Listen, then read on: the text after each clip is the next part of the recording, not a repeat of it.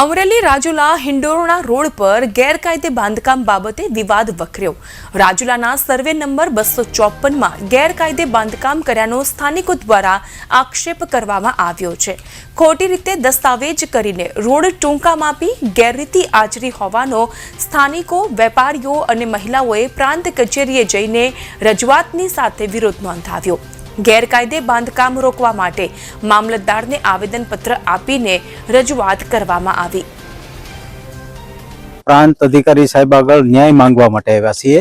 બરાબર, Rajula survey number 254 એમાં ગેરકાયદેસર દસ્તાવેજો કરી અને રોડ રસ્તાઓના ટૂંકા માપ કરી અને દસ્તાવેજો બનાવી અને દાદાગીરી પૂર્વક કામ કરે છે ને આ લોકો અમને બધાને ધમકી આપે છે અને આગળ તાર ફેન્સિંગ કરી નાખેલું છે।